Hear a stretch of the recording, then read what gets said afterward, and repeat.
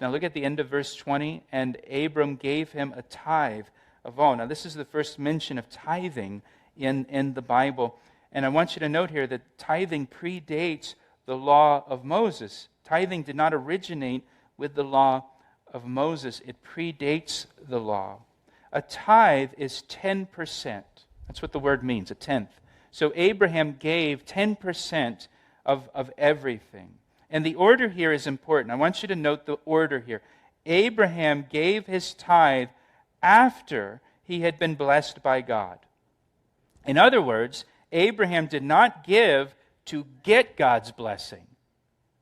Sometimes you hear that kind of stuff. You give to get God's blessing. Abraham here, he gave because he had already been blessed by God. He's giving in response to the blessing that he has received from God.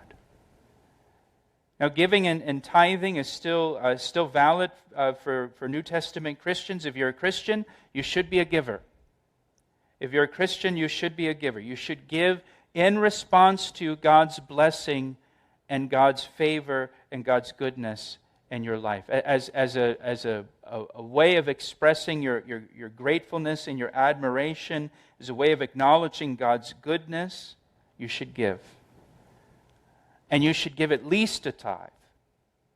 Now, why do I say at least a tithe? Well, 1 Corinthians 16:2 says you should give. Now, this is New Testament. You should give to the extent that God has blessed you. You should give to the extent that God has blessed you. The NIV says, or in keeping with your income. You should give in keeping with your income. So a tithe is a good starting point, but if God has blessed you abundantly, well, then you should give more than a tenth, right? Now look at verse 21. Now the king of Sodom said to Abram, "Give me the persons and take the goods for yourself." King of Sodom doesn't bring any kind of refreshment, does he? There's no wine, no bread, can I strengthen you after this long journey? He just, give me the people. Our enemy's interested in people, right? If you have the old King James, it says the king of Sodom said, "Give me the souls," right? That's our enemy. Give me the people. He's interested in lives. He's interested in taking people for himself. And he says here, he's making a deal, and he says, you give me the persons, and you can keep all the stuff. You can keep all the goods for yourself. And so now this is the temptation that comes. It's a lot of stuff. This would increase Abraham's wealth significantly. And this offer reminds me of when Satan offered to give Jesus all the kingdoms of the world. If Jesus would just bow down to him. Look at Abraham's response here in verse 22.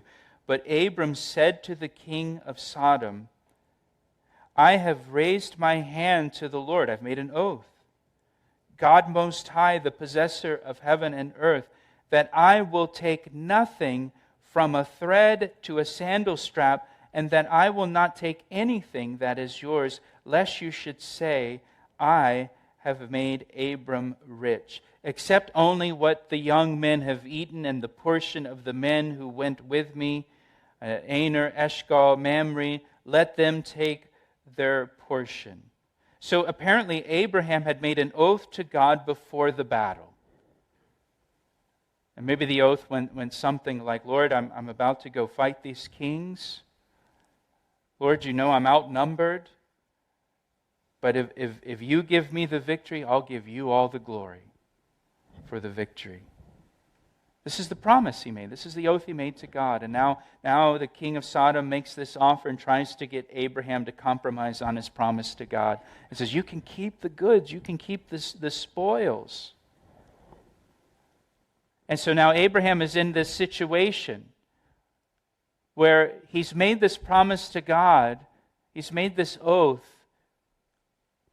But now he's tempted to keep the spoils. That would add greatly to his his wealth, and the temptation is to break his promise, to break his oath that he made to God. And Abraham could have justified keeping the stuff. We're really great at justifying ourselves, aren't we? I mean, he could have convinced himself that this is okay, or this is an exception. I know what I said to the Lord. I know I made that promise. But, these are special circumstances, and God understands. God's a God of grace, right? We can do all of that stuff in our head and justify ourselves. But what you want to note here is that Abraham was more concerned with the glory of God and keeping his promise to God than with benefiting himself. There are many servants of God who have weakened their own testimony by compromising. We've just seen it in the last few weeks in the news. A very prominent Christian leader. Just weakening your testimony by compromising on the commitment and the oath and the promise that you've made to the Lord, that I'm going to be your disciple, and I'm going to walk in your ways. I'm going to honor you and glorify you in everything that I do. And it weakens the testimony. Abraham, what he does here is he just puts the king of Sodom in his place. He just shuts it down. He says, I'm not going to take anything. I'm not even going to take a thread or a shoelace, because I don't want you to say, I'm the one who made Abraham rich. I don't want you to touch any of the glory that belongs to God. And so I'm not even going to take a shoelace from you. Again, we can start to compromise around the edges a little bit. So, oh, come on, a shoelace? Is that really that big of a deal? Certainly, nobody's going to care. Nobody's going to notice if it's just a little bit. It's just a shoelace. But Abraham was so careful to say, I'm not even taking a thread. Not even a shoelace. I'm not even going to compromise an inch on this. Because I don't want to taint the honor and glory of God at all. I think for us, to have the same heart, I don't want to compromise, not even a little bit. And again, others might say, yeah, well, come on, that's not that much. That's not going to matter. It's just one post on your Twitter account. How much impact can that really have? Oh, you're being legalistic. Come on. God's gracious. But to have a personal conviction like Abraham, to say, you know what, I don't want to do anything that even might be possibly, potentially misconstrued, that would injure God's name. Even just a thread. I don't want to have a thread of anything questionable. For God's sake.